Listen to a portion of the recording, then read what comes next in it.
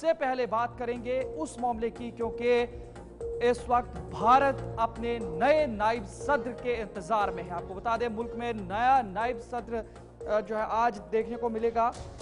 मुल्क में नायब सदर के इंतखाबात, वोटों की गिनती शुरू हो चुकी है। कुछ ही देर बाद नताइज का होगा ऐलान। मुल्क को मिलेगा 15वां नायब सदर। इस तरीके की इत्तलात मिल रही है। मुल्क के नायब सदर या मुल्क के नायब सदर जमहूरिया के इंतखाबात के लिए पार्लियामेंट में आज वोटिंग हुई। इस इंतखाब में एनडीए के उम्मीदवार सीपी राधाकृष्णन का मुकाबला इंडिया ब्लॉक के उम्मीदवार साबिक जस्टिस बी सुदर्शन रेड्डी से हुआ। सबसे पहले वज़ीर-ए-आज़म नरेंद्र मोदी ने अपने हक राय दही का इस्तेमाल किया है। उसके बाद मेंबरान पार्लियामान ने एक एक करके अपने उम्मीदवार के लिए वोट डाला है।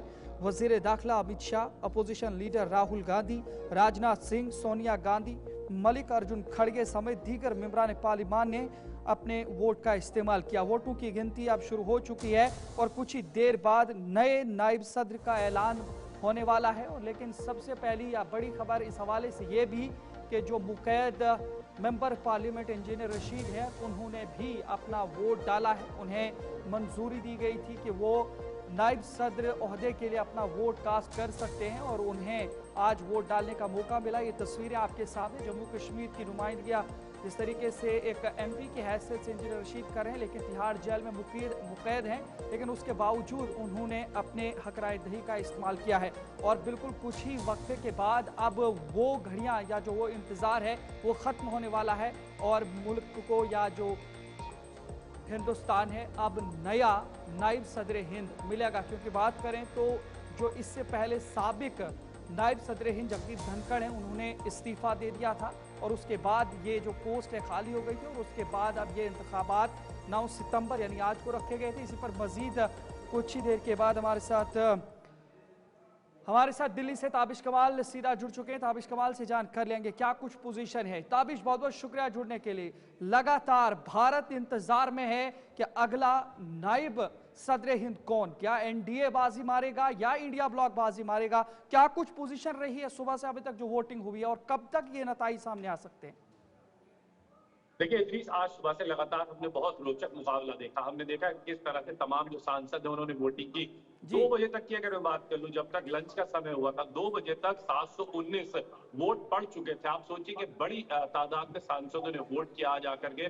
हालांकि इस चुनाव के लिए पार्टी लाइन की तरफ से कोई व्हिप जारी नहीं होता है और ना ही किसी तरह से पार्टी की तरफ से कोई आदेशित किया जाता है।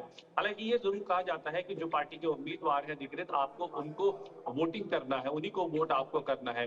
यहाँ पर 719 वोट दोपहर 2 बजे तक हो चुके थे। 5 बजे तक की अगर बात की जाए तो 5 बजे तक ये वोटिंग होनी है। 6 बजे से इसकी काउंटिंग शुरू हुई है। 5 बजे तक टोटल वोटिंग हुई है और 6 बजे काउंटिंग।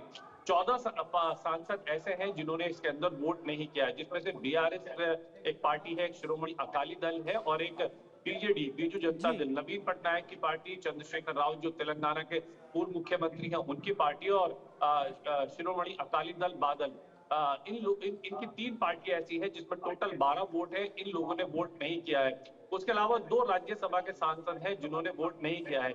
कुल मिलाकर नहीं पड़े हैं जिन्होंने हिस्सा नहीं लिया है। हालांकि अगर बात की जाए तो राज्यसभा में टोटल 5 मेंबर अभी सीट खाली है, तो 5 मेंबर्स की जो काउंटिंग थी वो कम रहेगी और जी। एक लोकसभा की सीट खाली है। टोटल 6 सीट वो और 14 सीट ये, तो कहा जाए तो 14 और 6 20, ये तो 20 ताबिश, वोट आखिरी नहीं पड़े। सवाल आपसे पूछना चाहूंगा कि इंतखाबात के नताइज कितनी देर तक आ सकते हैं, कब तक लोगों को इंतजार और करना पड़ेगा?